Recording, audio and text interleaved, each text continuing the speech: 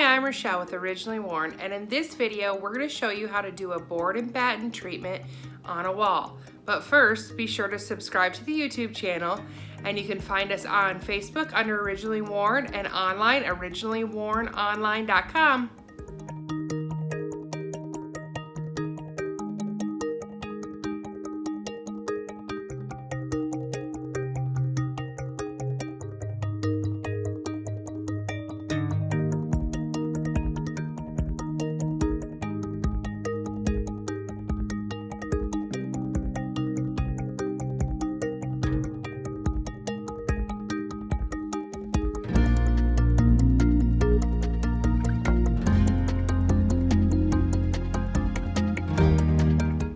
This is the wall in the entryway that we're going to be doing this on.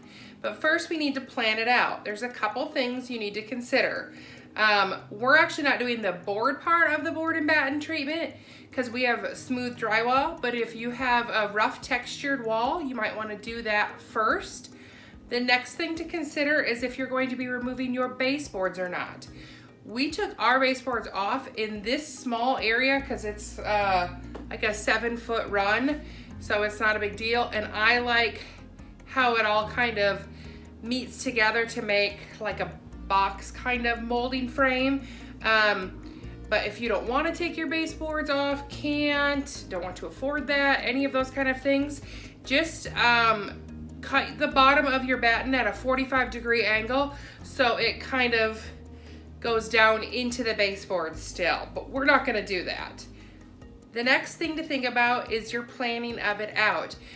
It's a lot of personal preference and style. Do you like everything to be the same width? Do you want your top board to be wider? Do you want your battens to be the same as your top board or your baseboard?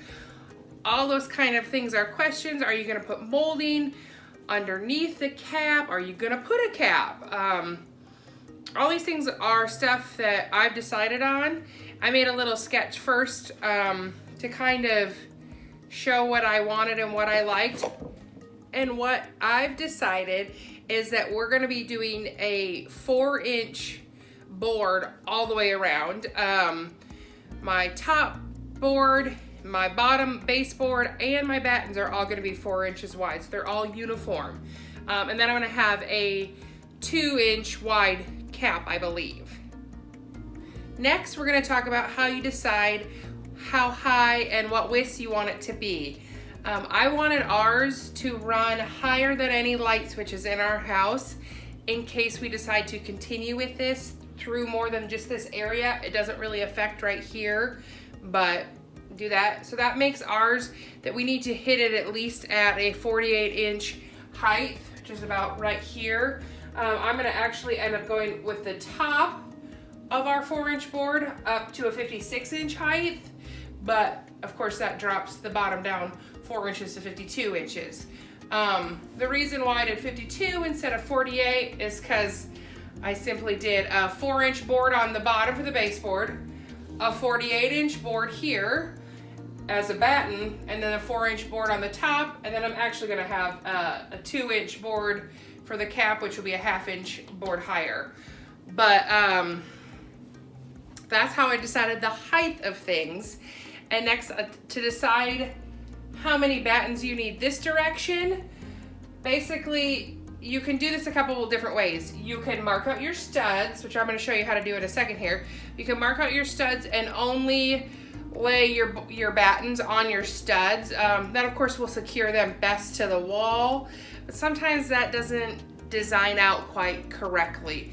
The other way you could do it is to just kind of divide the wall up, and then as you go, work on that wall individually. So some walls you might have a 12-inch gap between battens, and some you might have a 15-inch gap. In the end, I don't think you'll really be able to tell. That's a general way people do it. What I've decided to do is that I am going to have, well, I should say what I did. So I have 84.5 inches wide here, and I wanted to have 5 sections, so I have 6 battens. I'm going to put a batten on each of the ends too, so I'll have one that runs right here and like one in this corner to kind of cap it. So counting all the battens over, that makes they're 4 inches width a piece, means I have 24 inches of battens. So I take the 84.5 minus the 24 inches, and then I divide that in the sections, which comes out to be 12.1 inches. So that's how wide my spaces are gonna be between my areas. I also then cut a spacer when I cut my boards. So here's my spacer. When we get to that part, it'll really make fitting them easier. I'm gonna kind of fool a couple little places that have an outlet at. I don't want to cut into it to put the outlet, and it's just a smidge difference. So you can see I've primed this wall here, and now we're going to measure where your top board hits and then mark it with a level so you kind of have a place to lay your top board. Now if you're doing a large, like around the room area or a really long wall, of course you can use a laser level. I'm just using a standard level. So because it's just me working on this, I'm gonna measure where the top of my board would hit, because I can see that better with a level. So for me, that's 56 inches. So I'm gonna go along the wall and mark at 56 inches. Next, just for a straight line, I'm gonna take my level and kind of line it up with my markings there and see, like, oh, that doesn't look very level. So I'm gonna kind of help that out a bit, get more of a level line. And we'll use the level again when we actually hang the board, but so this is about where our board needs to be. Look in there, and I'll come along.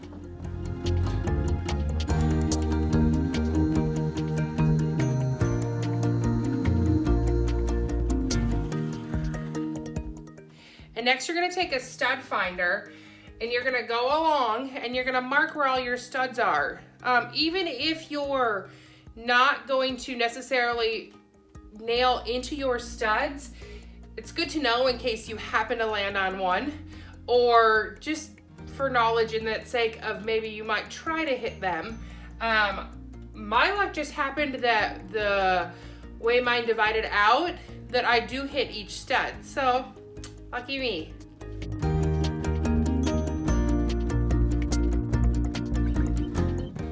So here is the wood that we've decided to use for this project. This is 1/2 inch MDF.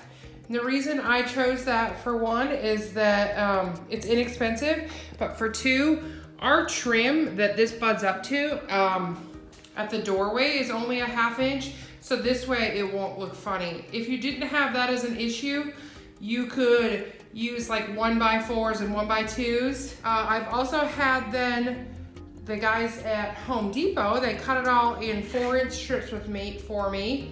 And then I have this 2-inch strip right here for the cap. And then what we're gonna do now is that we're going to prime all these before I hang them. 1, 2, 3 all-surface primer. If I was gonna do a dark color on my board and batten, I'd probably go with a dark tinted primer. But since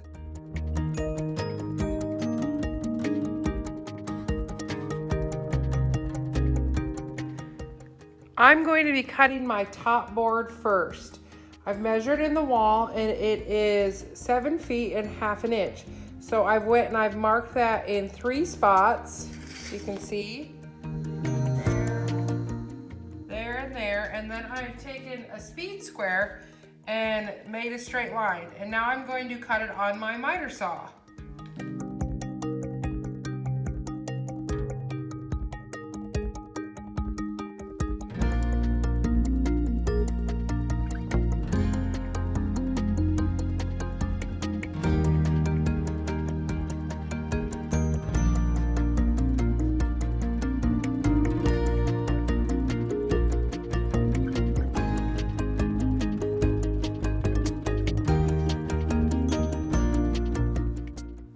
I've got the top board hung here, and I went around with my brad nailer and secured it in all of the studs.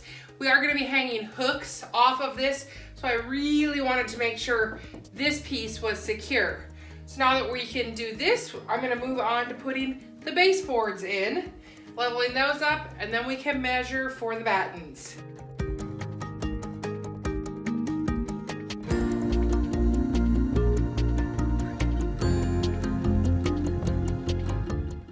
For the next step, you're gonna want to measure from the bottom of this board to the top of your baseboard. And you're gonna wanna measure for each board because they're going to most likely vary by like 1/4 of an inch along the way, especially if you live in an older home.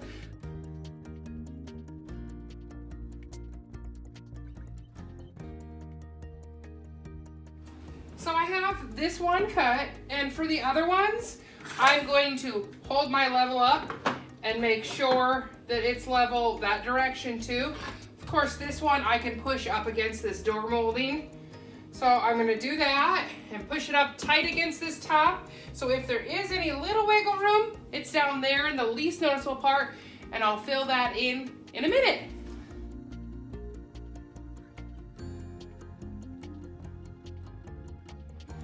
I wanted to show you a bit about the spacer. So we've attached this board here on the edge, and then this is the spacer that we cut that was 12.1 inches wide, and I'm on to the next board, and I've cut the length of it there, and I've kind of fitted up with the spacer, and I haven't nailed it in place. I've just taped it, and I'm actually gonna move on and cut the next board and space it and tape it. And before I do all of the middle boards, see I have that end one done. Before I do all the middle boards, I'm gonna space them out to make sure I like them.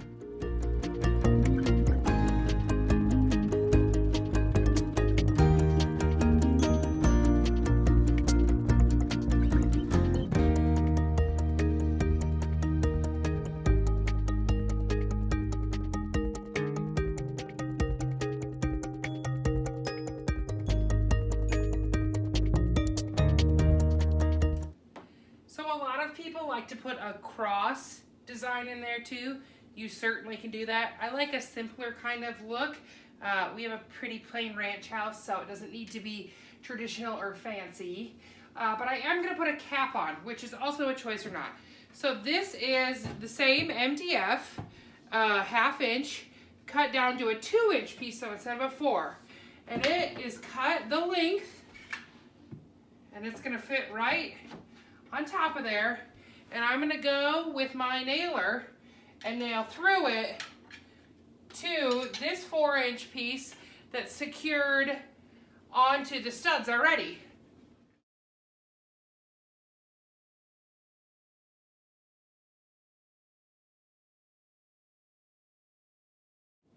Woohoo! We've officially built it! Cap and all. The next step is going to be to putty all of your nail holes and your seams and caulk in your edges. Don't skip that step though. It will bring your look from a DIY to a professional looking thing.